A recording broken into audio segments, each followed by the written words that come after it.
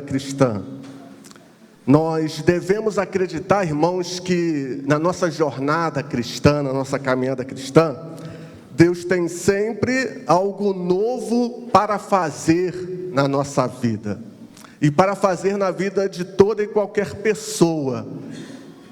Tanto para aqueles que estão no início da jornada, quanto para aqueles que já têm algum tempo na jornada cristã, ou para aqueles que ainda não iniciaram a sua jornada cristã, a sua vida de discípulo de Cristo, e principalmente para esses. A Bíblia sempre fala sobre essa questão de Deus fazer algo novo. Muito obrigado. Deus fazer algo novo, Deus renovar a vida da pessoa. Por exemplo, o texto bíblico diz, para aqueles que ainda não tomaram a decisão em Cristo Jesus, lá em 2 Coríntios 5,17, que se alguém está em Cristo é uma nova criatura. As coisas antigas se passaram e eis que tudo se fez novo. Então, para aqueles que ainda não tomaram essa decisão e olham para as suas vidas e percebem que a sua vida precisa de uma mudança, de algo novo. E quando a gente fala em algo novo, é claro que é algo novo de melhor, algo novo de mais edificante. Essa pessoa tem que tomar a decisão ao lado de Cristo, porque Deus vai renovar a sua vida. Deus vai fazer algo novo no seu viver. Porque quando compreendemos isso, que Deus tem coisas novas para as nossas vidas, agora tanto para aqueles que ainda não conhecem, ou para aqueles que estão no início da jornada, ou para aqueles que estão já um bom caminho na jornada, quando nós compreendemos isso, o nosso coração ele se enche de esperança. Quando nós entendemos que Deus vai ter sempre algo novo para a nossa existência, para a nossa família, para a nossa igreja. E nós sabemos o quanto nós precisamos demonstrar esperança nesse mundo sem esperança. O quanto nós precisamos ser luz de Cristo nesse mundo sem esperança, nesse mundo sem perspectiva. Então, quando a gente crer nessa verdade do Senhor, nessa palavra do Senhor, que Ele tem sempre algo novo para as nossas vidas, nós vamos ter sim esperança para demonstrar. Nós vamos mostrar para as pessoas que nós somos aqueles que caminham debaixo da esperança do Senhor. E tem um texto na Bíblia Sagrada que Deus enfatiza muito isso. Deus usa o profeta para falar sobre esperança, para falar sobre aquilo que de novo Ele pode fazer na vida da pessoa. Então eu peço aos irmãos que abram as suas Bíblias no livro de Isaías, capítulo 43, a partir do verso 14.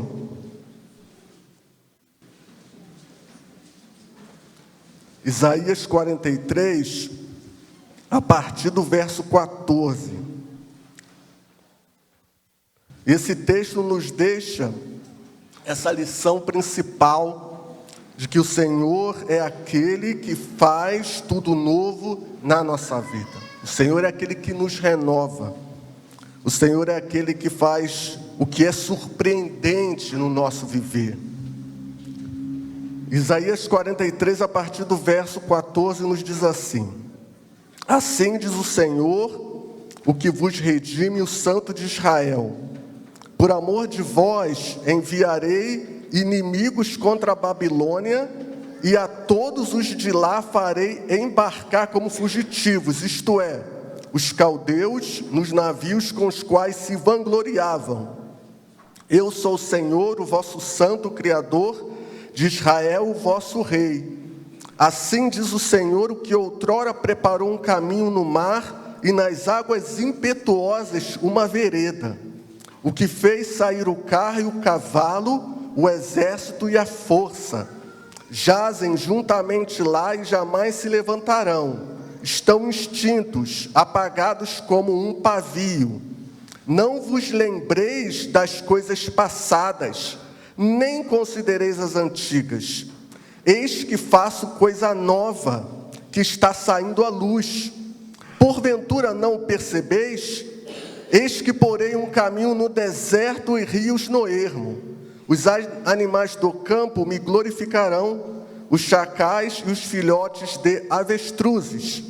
Porque porei águas no deserto e rios no ermo, para dar de beber ao meu povo escolhido, ao povo que formei para mim, para celebrar o meu louvor. Vamos orar mais uma vez? Senhor, louvado seja o teu nome pela tua palavra. Nós te agradecemos porque temos essa oportunidade de refletir no texto sagrado, de tirar lições preciosas para as nossas vidas. Que o Senhor possa falar, ó Deus, ao coração de todos nesse momento, ó Deus. Nós oramos a Ti agradecidos em nome de Jesus. Amém. Irmãos, esse texto aqui, como nós vimos, ele foi escrito pelo profeta Isaías no período em que o povo estava exilado na Babilônia. Então, Isaías teve um ministério muito longo que abarcou também esse período, né? Acabou abrangendo também esse período em que o povo estava cativo. Então a gente entende, é claro, que o período que eles estavam vivendo e o momento que eles estavam vivendo era um momento difícil. Eles estavam desanimados, tristes, abatidos. Então eles olhavam para o passado e viam tudo aquilo que Deus havia feito para o povo, principalmente quando o povo saiu lá do Egito, né? Toda a obra que Deus havia realizado através das suas maravilhas. A gente vê aqui, principalmente no versículo 17, no versículo 16, que faz essa referência da saída do povo do cativeiro, quando o povo passou pelo mar vermelho. Então o povo venceu os cavalos e os cavaleiros do Egito. Então ele fala para um povo que estava triste, cabisbaixo, porque eles olhavam para as maravilhas que Deus havia realizado no seu passado e comparava com o seu presente. E comparava com a sua realidade atual, que não era, como eu falei, nada boa. Então eles viviam nessa situação, olhavam para o seu passado e comparavam com o seu presente e recordavam aquilo que Deus havia feito para eles. Mas Deus levanta o profeta Isaías para falar ao coração deles, para que eles não ficassem tristes, porque o que Deus havia feito no passado não ficou só apenas no passado. Ele teria o poder, sim, de fazer no tempo em que eles estavam vivendo, na realidade em que eles estavam vivendo. Deus instrui o profeta, Deus orienta o profeta sobre essa verdade. E é algo também que ele fala aos nossos corações, e é algo que nós podemos aplicar para as nossas vidas. Hoje nós não vivemos a realidade de um cativeiro, de uma escravidão ou de um exílio, mas nós passamos por tribulações e dificuldades que podem nos desanimar, que podem tirar de nós a esperança de um futuro promissor.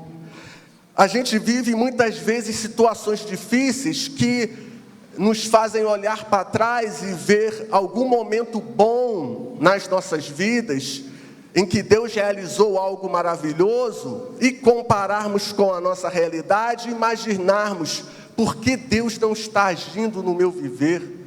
Por que Deus não está agindo na minha realidade? Então era assim que o povo vivia. Então, como o Senhor salientava, olhava e salientava aquela condição do povo, Ele quer nos lembrar que, independente daquilo que nós passamos, nós não estamos sozinhos e esquecidos, porque Ele está conosco e Ele pode renovar o nosso viver, Ele pode renovar a nossa existência.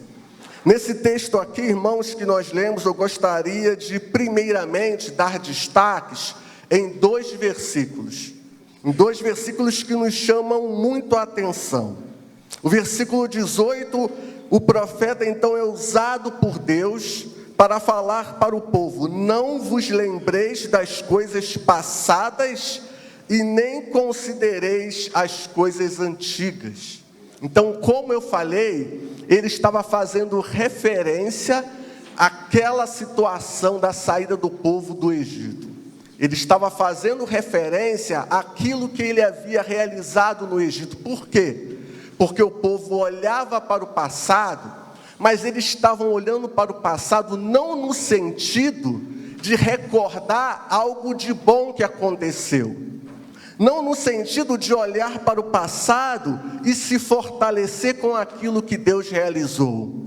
Mas eles olhavam para o passado no sentido de que Deus agiu na vida do povo, Deus agiu anteriormente, mas não está agindo atualmente na minha vida. Não está agindo atualmente no meu viver. Então é por isso que Deus levanta o profeta para falar para o povo: não vos lembreis das coisas passadas. Deus estava propondo aqui, irmãos, que eles deixassem de lado um saudosismo vazio e sem esperança, que não fortaleceria o presente e nem projetaria o futuro. Então eles estavam vivendo nesse saudosismo, vazio e sem esperança. Não era um saudosismo edificante ou sadio que poderia fortalecê-los na realidade atual. Não, era um saudosismo vazio e sem esperança, que fazia-os comparar aquilo que Deus havia feito no passado, imaginando que Deus não estava com eles ali no presente, naquele período que eles estavam vivendo, que era o cativeiro babilônico. Então Deus traz essa realidade para a vida deles. E hoje também, muitas vezes, nós podemos nos encontrar dentro dessa perspectiva do povo, ou encontrarmos pessoas, ou conhecermos pessoas que às vezes olham para trás e vivem um saudosismo de algo bom, mas que tem a impressão de que não vai mais acontecer, de que aquela realidade que foi vivenciada, eles não vão mais vivenciar. As pessoas às vezes falam com a impressão de que o que Deus realizou de bom no passado, seja na minha vida, seja na minha família, seja na realidade da igreja, não voltará mais. E lembram do passado com um saudosismo vazio, porque não tem a esperança de que Deus pode agir na sua vida no presente e também no futuro. E é por isso então que Deus chama a atenção do povo, para que o povo possa mudar a sua realidade. Porque o que Deus estava prestes a fazer, irmãos, era algo muito maior do que Ele havia feito lá no passado, quando libertou o povo do cativeiro egípcio. O que Deus estava prestes a fazer ao povo que estava cativo na Babilônia, era algo muito superior. Então é por isso que eles não tinham que viver com um saudosismo vazio, mas sim com a esperança no seu coração, de que Deus haveria de realizar algo muito maior, algo muito superior. O novo triunfo seria ainda mais decisivo e maior do que aquele da antiguidade. O poder do antigo foi grande, mas o poder do presente, naquela realidade que eles estavam vivendo, seria muito maior. Então, se Deus havia realizado algo maravilhoso no passado, quando libertou-os do Egito, aquilo que Ele iria realizar, ou estava prestes a realizar, seria muito maior.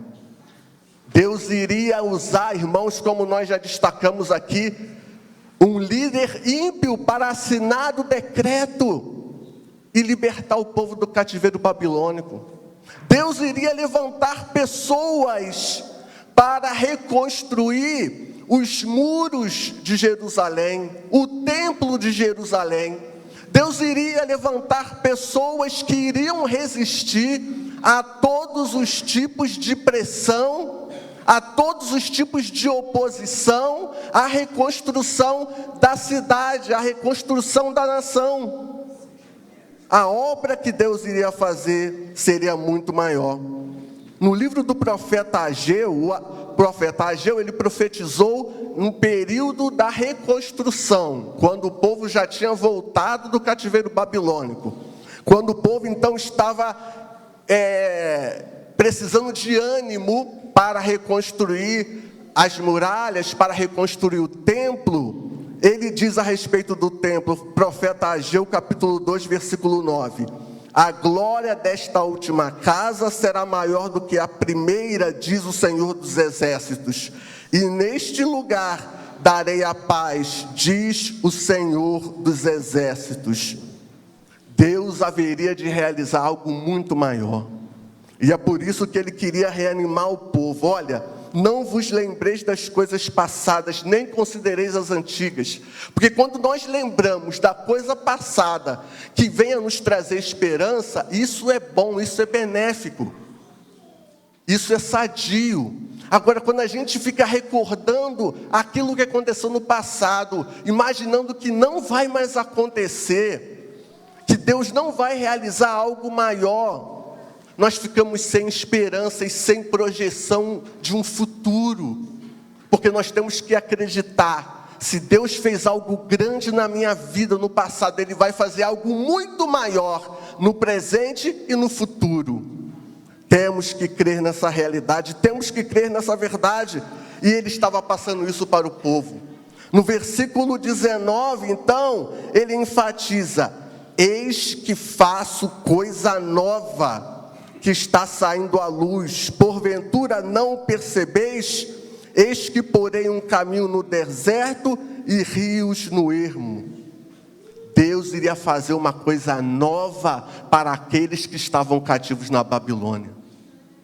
Eles não precisariam, eles não tinham necessidade de ficar triste, se lamentando por aquilo que aconteceu no passado, como se não se realizasse mais no presente. Eles tinham que encher o coração deles de esperança, porque Deus iria fazer algo novo na vida daquelas pessoas. Deus ia renovar aquelas pessoas. Deus ia fazer algo muito mais extraordinário na vida daqueles que estavam cativos. Essa nova coisa, como eu falei, seria a libertação do povo do cativeiro babilônico. Então ele diz: seria aberta uma estrada no deserto, Israel se escaparia no meio dela. Rios fluiriam de terras secas, Israel prosperaria por meio da graça divina. Então, quando ele usa esses termos, olha, é como se ele estivesse dizendo: eu vou fazer brotar água no meio do deserto. Isto é, eu vou fazer o que é impossível para vocês. Eu vou fazer algo tão extraordinário que aos olhos humanos é impossível, aos olhos humanos é muito improvável, mas eu vou fazer isso para vocês, eu vou fazer isso na vida de vocês, eu vou fazer isso na vida do povo. Deus providenciaria meios possíveis e impossíveis para concretizar o seu plano para com a nação de Israel. Até mesmo usar um rei ímpio para libertá-los, como eu falei. Deus iria fazer algo novo. Deus iria providenciar algo extraordinário para a vida daquele povo. Então ele diz: eis que eu faço uma coisa nova. Haveria livramento, irmãos, da parte de Deus. Haveria provisão para as necessidades materiais e espirituais. Deus iria renovar aquele povo. E é isso também que Ele realiza nas nossas vidas. O Senhor é aquele que traz algo novo para as nossas vidas. O Senhor é aquele que renova. Nós não temos a necessidade de olhar para trás e lamentar por aquilo que já passou. Não temos a necessidade de ficar num saudosismo, olhando para os grandes feitos do passado, como se eles não fossem se repetir no presente, como se Deus não estivesse mais agindo na nossa realidade. Nós temos que ter esperança, como eu já disse, como eu enfatizei, que Deus há de fazer algo mais extraordinário ainda nas nossas vidas.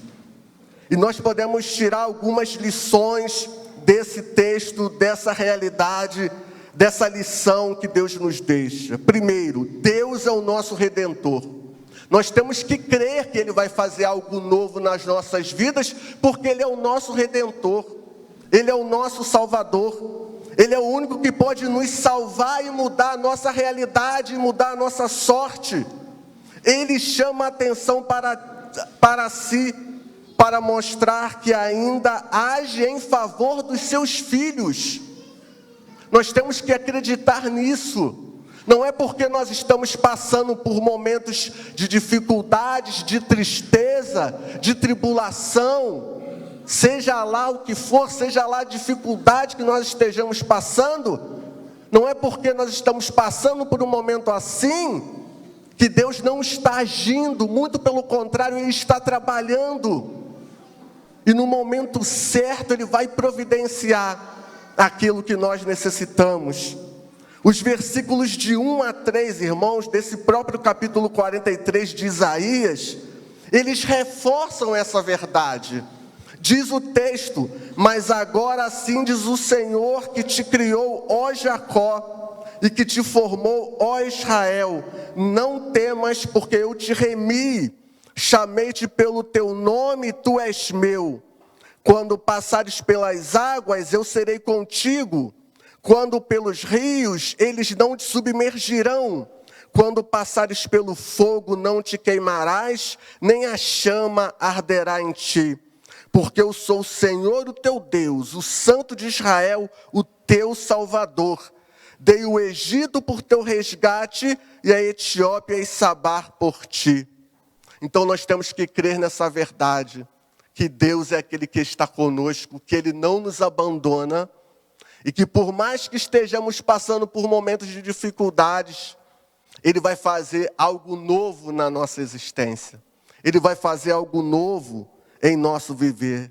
Nós precisamos acreditar nessa verdade e encher o nosso coração de esperança para influenciarmos esse mundo que já não tem mais esperança. Uma outra lição que nós tiramos desse texto é que nós devemos mudar o nosso foco, pararmos de olhar para trás somente, pararmos de ficar lamentando e reclamando aquilo que já se passou, aquilo que de bom aconteceu nas nossas vidas, mas nós não, às vezes, conseguimos enxergar essa realidade no presente. Deus tem um plano para cada um de nós. Deus tem planos, Deus tem dias melhores. Nós temos que acreditar que o melhor tempo da nossa vida ainda está por vir, ainda está para começar. Então nós temos que mudar o nosso foco. Nós temos que acreditar que Deus pode realizar algo maravilhoso no nosso presente, independente da nossa realidade, e que no futuro vai ser bem melhor. Nós temos que crer que a situação não vai piorar, porque às vezes as pessoas, pelos seus discursos, elas agem e elas falam como se a situação na sua vida própria, ou na vida da sua família, ou na vida da igreja, só tende a piorar e não melhorar. Mas Deus quer nos trazer a esperança de que Ele pode sim mudar a realidade e fazer algo novo e fazer algo melhor no nosso viver. Então não adianta, a gente tem que mudar o foco, não adianta ficar somente olhando para trás. É como diz o velho ditado popular, a sabedoria popular: quem vive de passado é museu. E às vezes nós vivemos nessa realidade, nós não conseguimos nos desprender dela. Nós temos que olhar para frente e crer que o Senhor tem sempre o melhor para nós. A terceira lição que nós tiramos é descobrir o que Deus tem para as nossas vidas. Como eu falei, Deus tem planos exclusivos para cada um de nós. Eis que faço coisa nova.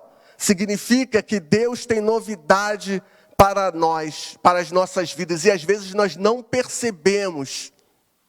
Às vezes nós necessitamos sair da correria, da agitação, ficarmos quietos no nosso quarto, orarmos ao Senhor, ouvirmos a sua voz. Ele fala no silêncio. Às vezes nós damos ouvidos para tanta coisa, esquecemos de dar ouvidos para o Senhor, para aquilo que Ele tem a falar aos nossos corações. Então nós precisamos descobrir o que Deus tem para mim, ou para nós. O que Deus tem para a minha família, o que Deus tem para a minha igreja. E ao descobrirmos, meus irmãos, nós vamos viver dentro dessa perspectiva da esperança, porque Ele tem todo o poder. No verso 15 aqui do capítulo 43, ele diz: eu sou o Senhor, o vosso santo, o Criador de Israel, o vosso rei. Toda sabedoria, soberania, conhecimento pertence ao Senhor. Ele tem todo o poder. Então é por isso que nós temos que confiar que Ele pode agir nas nossas vidas. É por isso que nós temos que confiar que Ele pode mudar a nossa realidade, pode trazer algo novo. Deus faz coisas novas, abrindo oportunidades que não podem ser desprezadas nem negligenciadas, mas vividas em fé, porque Ele faz quando quer, como quer, onde quer. Esse é o nosso Deus. Talvez os nossos dias não tenham sido tanto agradáveis assim, mas, e às vezes algo novo não tem acontecido, mas Deus continua trabalhando, como eu falei, independente da nossa realidade, porque a realidade do povo não era boa. Imaginem só, a gente já está cansado de falar dessa história aqui, né, do cativeiro babilônico, a realidade que eles estavam vivendo. Estavam tristes, desanimados, mas Deus levanta o profeta para dizer: eu faço uma coisa nova, eu vou fazer uma coisa nova na vida de vocês. Então a gente tem que viver nessa perspectiva, com essa esperança. Deus vai fazer algo novo. Eu posso lembrar do passado? Sim. Como? De que forma? Porque o passado faz com que a gente não cometa, né? E é por isso que é importante o estudo da história, faz com que a gente não cometa os mesmos erros que nós cometemos no passado. Nós podemos lembrar do passado na perspectiva de que ele venha nos trazer esperança, como diz o profeta Jeremias. Quero trazer à memória aquilo que me traz esperança.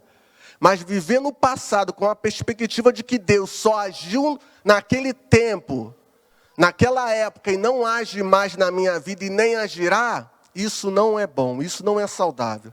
E era isso que o povo estava vivendo, e era isso que Deus queria trazer, e essa mensagem que Deus queria trazer para a vida deles, para a realidade deles.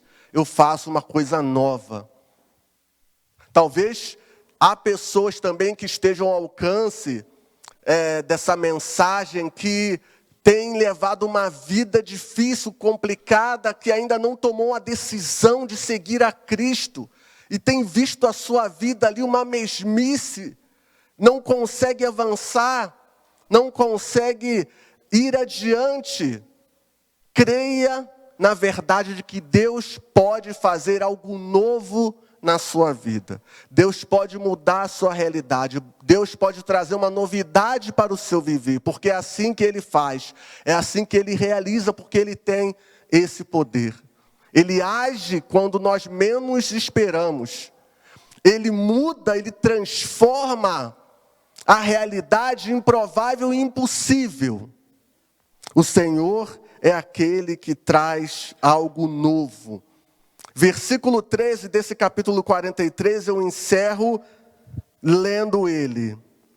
Antes que houvesse dia, eu era, e nenhum há que possa livrar alguém das minhas mãos. Agindo eu, quem impedirá?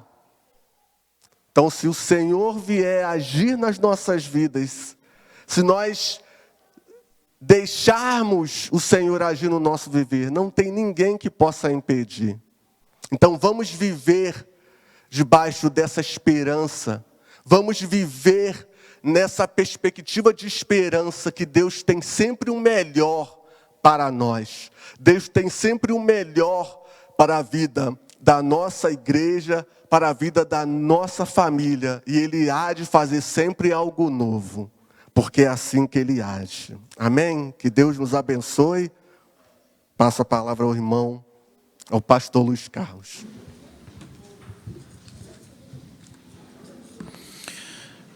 Amém, igreja. É tempo de mudança.